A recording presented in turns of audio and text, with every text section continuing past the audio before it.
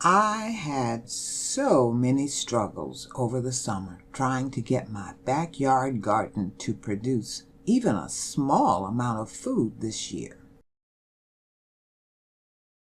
The heat was just unbearable, and the sun so intense that even if a plant did come up, it almost immediately went to seed because it was being cooked by the sun. I was humbled into accepting that this year was different, and I couldn't do what I had done all the other summers and expect the same results. I had to adapt or simply give up. And I'm not someone who gives up easily. And if you have ever offered suggestions in the comments, I do listen to you, because a regular commenter in Puerto Rico told me it was too hot and he planned to wait until September to start his garden. And that is what I decided to do. So let me tell you about what I learned during this process of discovery. First off, plant crops that can bridge the seasons. I'm in Florida, and I still have time to plant things like tomatoes, okra, collards, kale, and sweet peas. The tomatoes and okra will enjoy the remaining warm months without the intense heat, and the collards, kale, and sweet peas will be a bridge crop that will last well into the cooler weather. I even have some leeks that have self-seeded themselves, so all I have to do is thin them out.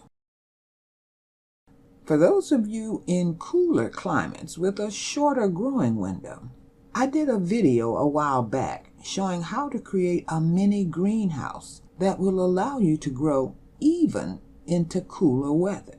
I suggest you check that out. Then, get your plants in the ground now. I know that feeling of being beat up from the summer, but there is still time to save your season. But you have to act now. You may not have as long a growing season as me, but there is still time to plant things like broccoli, greens, cabbage, and even peppers. But you have to act soon.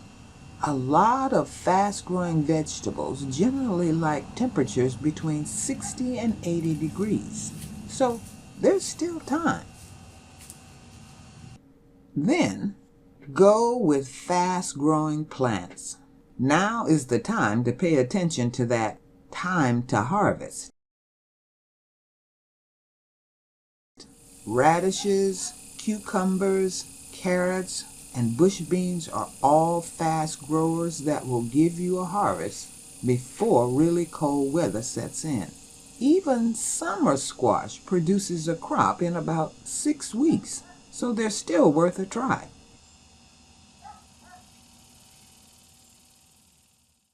And then, for the thoroughly demoralized, give yourself some credit. If you're like me, you know all the things that didn't work in your summer garden. But I'm also giving myself some credit for the things that did grow. The sweet potato vines have covered the trellis I made, so I should have plenty of sweet potatoes. Once the loofah took off, I've made stir fries that make them a fun treat.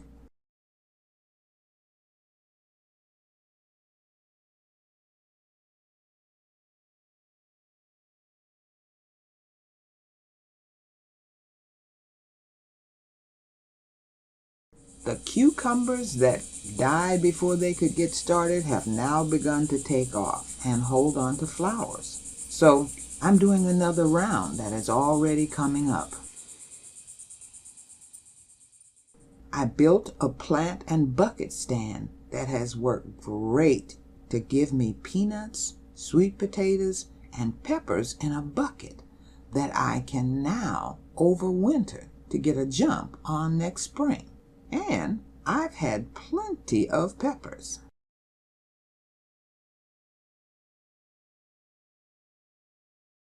I started out with one banana plant that was killed by a cold snap, and it produced 6 that I successfully removed from a container to let them access the ground, and they seem to love it. Even the one eggplant that survived out of the 4 I planted looks like it's ready to produce fruit. I'm interested in hearing what worked for you as well, because you deserve a mention for keeping at it.